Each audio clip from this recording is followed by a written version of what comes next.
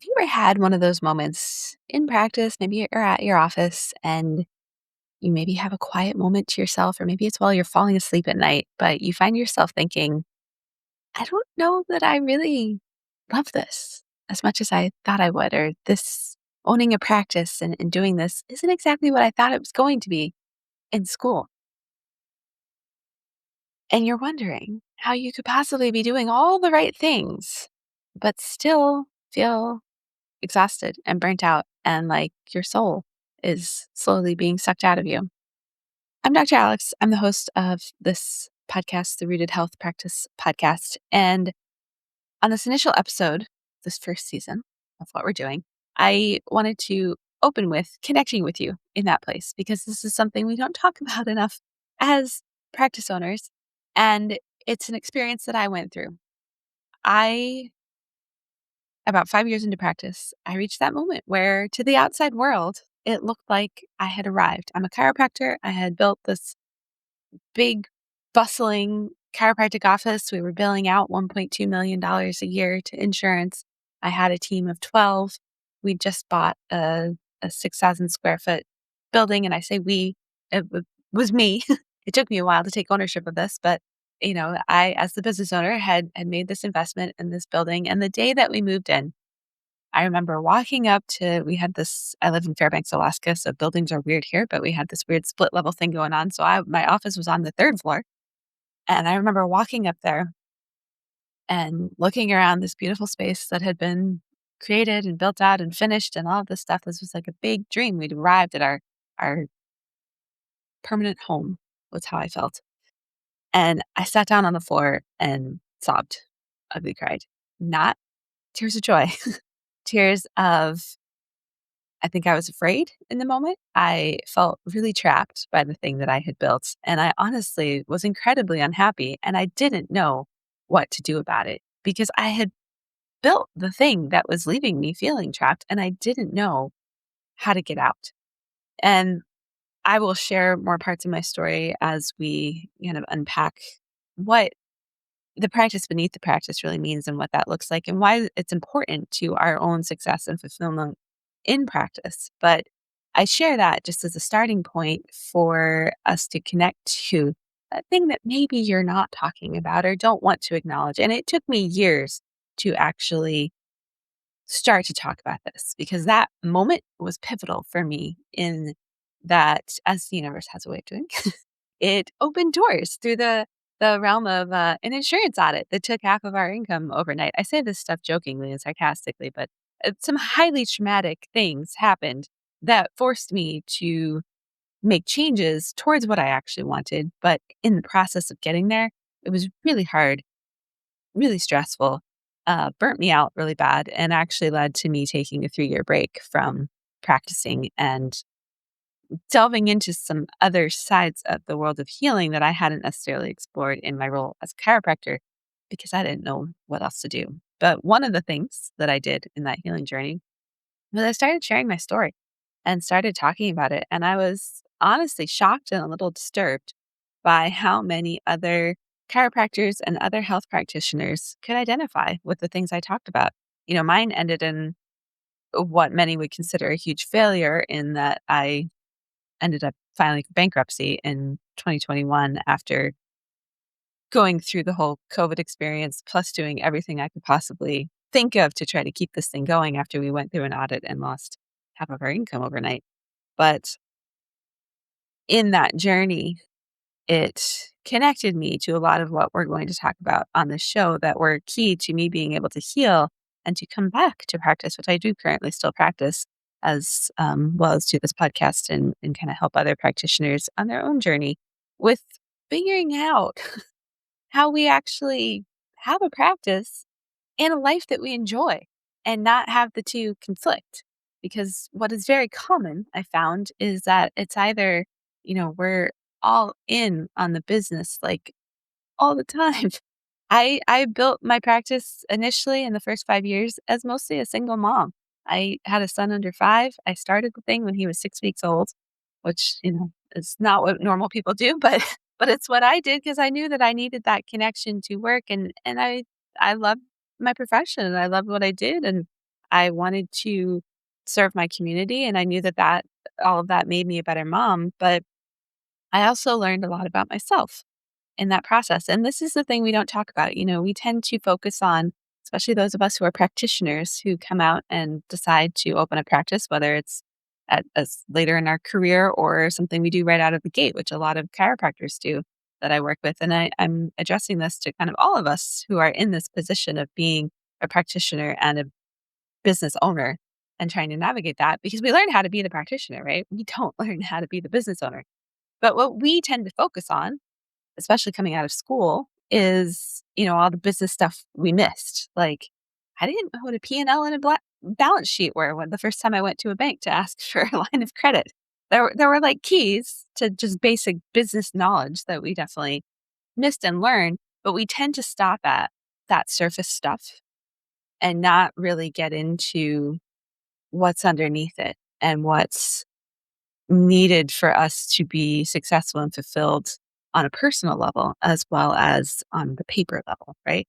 I achieved, I had the practice that looked great on paper. It was a seven-figure practice. I had all the things like to the outside world, it looked great. And underneath, it was far from that. It was slowly killing me, if we're being honest. And I know I'm not alone in that experience. So, this is not the podcast where we're going to, we might talk about some of those surface level things at times, but it's really about what's underneath that. Like, what's underneath how we hold boundaries for ourselves? What's underneath how we show up and lead ourselves as well as the people that we hire or that, our patients, our staff, our families? Like, how do all those things connect? And we really get into conversation around, so there's basically 5 pillars that I've identified in going through this journey on my own that we're going to dive into on this podcast. And I feel like get you to think about and to, if you're ready for this kind of level of what practice ownership and leadership really looks like and want to do it from a place of sustainability, fulfillment, and not burning out, not burning the candle at both ends. One of the hardest things I've tried all the things, right? Like we think we need a vacation if we're feeling burnt out, or that doesn't help. Or we think we should change careers or change directions. I went through a whole stage of doing a virtual practice and functional medicine and starting a PhD that I never finished in integrative medicine and other stuff because I was like, well, this is the answer. But what I found was all the things that had led me to burnout in the first place just translated into that new place because I wasn't actually transforming or healing the problem at the root. There was this surface level root stuff that was related to my own self worth and where my worth came from, and was related to my well being and how connected I was to my own emotional health and healing and that aspect of myself. I was very disconnected. I was traumatized in some ways and living in a state of numbness. So we're going to talk about some of that stuff with, how we regulate our own nervous systems and how we find time for our own well-being when our schedules are packed and we're seeing patients back to back and trying to run a practice. And, even for those who aren't maybe still actively seeing patients and just own the practice, this still applies because we tend to just kind of blow through our time and our management of ourselves. And so it really starts with there's this thread of leadership that translates into what's happening under the surface. And that's where that well-being, self-worth, and the leadership, self-leadership, inner leadership conversation comes in. And then above that, it's what we see on the outside. It's our business and our relationships with other people and to our business and to other people and to the community that we serve and the people that come into our world. And all of that as this thread of leadership that runs through. And we honestly don't talk about it. I've been to the seminars, I've been to, done the practice management thing. I even invested, I think, $75,000 in a mastermind at one point, you know, hoping that it would give me the answers to some of the stuff that I felt like I was missing in practice. But what I ultimately found was that it was still putting me in a box of cookie cutter, do this way. And this is what we're supposed to do. And you have to do this, even if it feels super uncomfortable or like your gut is screaming at you that this is not the right step for you. This is how you do it. And you've invested this money. So you got to do what they say. So this is not that. This is helping you break from all of that and instead get connected to yourself and who you really are. as a leader? What are your strengths? And as a business owner, I think a lot of us probably feel like we don't know what we're doing. And so there's this level of, which, let's be honest, on some level, it can be true, right? But if you are someone who has taken the step to open your own business, there's this piece of you that is entrepreneurial, that isn't just the health practitioner or, in that space. And so there's this side of you that we need to grow and develop and cultivate and do it in ideally a gentle, slightly, some of what we talk about might stir some stuff up for you, but in a good way. And I'm always here to support if it does that. So this is where we're going on this podcast. If you're here, this is the first episode of the first season, and I will just share some real life examples of what some of this process has looked like for me. I'm not new to hosting a podcast. I've had one since 2020. It's evolved over the years, and this is a very new direction for me. But what else is new with it is I have learned how to train ChatGPT to help be my check and balance so that I don't overextend myself. And it helped me come up with a strategy for this podcast. Whereas I used to just release a show every single week, like on end with no breaks. And just like it was like weekly. Sometimes for a while I did 2 or 3 a week. I was just constantly recording and interviewing people. And it was like fun. But I reached this point of it just being too much. And so I actually took a year break. And this time around, what we're doing with this is what you can expect is we're going to have a season with 8 episodes. The first two are coming out the first week, and then the others will come out every 2 weeks because I go deep on stuff and I want you to have time to like take this in and sit with it and think about your own practice in life and what you really want that to look like and where maybe things are feeling like they're out of balance or out of sync. So you will have 2 episodes in this first week, depending on when you're coming into this world and all of that.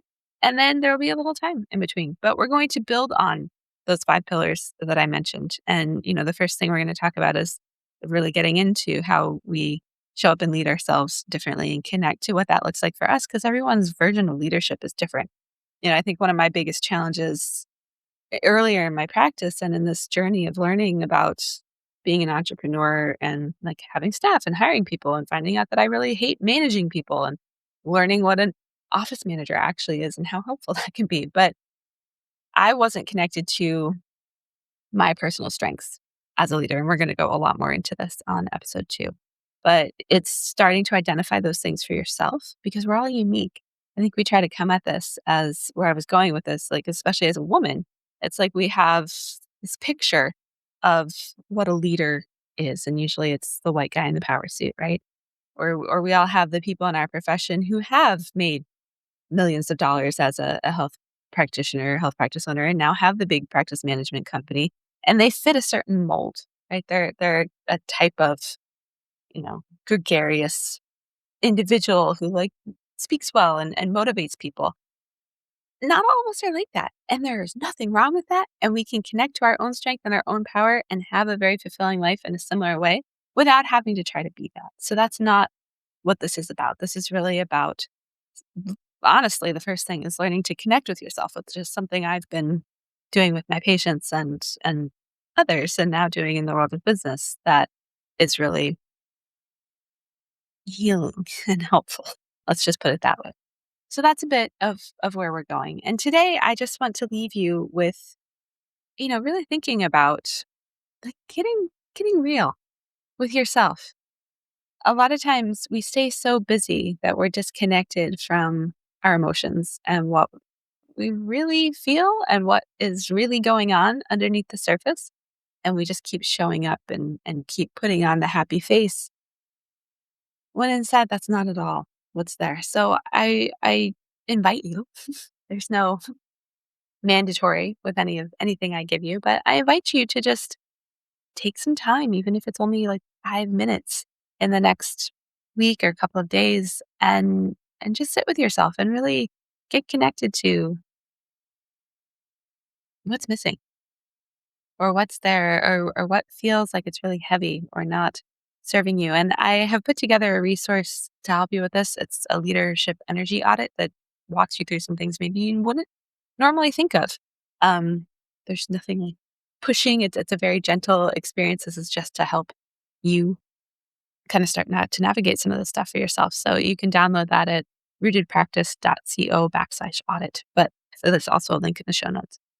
But the invitation is to just start thinking through some of this. I had my moment crying on the floor of my beautiful new office and hating how I actually was feeling and doing inside of this picture of what was supposed to be success, but ended up not feeling very good. So if you relate in any way to that, take some time before you listen to the next episode to just get connected to like what is really there. And if there's a shame conversation around it, this is something that we're going to get into too. It's, I went to school for chiropractic at a school that was very like, we love our job and love our profession. And part of what took me there was like all the chiropractors I met loved, loved what they did. And it was something that changed my health and my life. And, part of this might be reconnecting to whatever it was that brought you to what you do in the first place. Reconnect to why did you open this practice in the first place? Kind of get out of the day-to-day struggle or heaviness or like all the things, the fires you're constantly putting out and to-do lists, and just give yourself a moment to breathe and reconnect to that. And then we'll start to piece together what's missing and where and all of those things. I'm really excited you're here. If you've hung on this long, I'm looking forward to going on this journey with you. I'm absolutely here. My contact information is in the show notes. If anything triggers you or you have questions or you just are so excited to have somebody who can, you can relate to and talk to about some of this stuff, I'm here and open for that with zero strings attached to it at all. So I'm looking forward to this and we will see you on the next episode.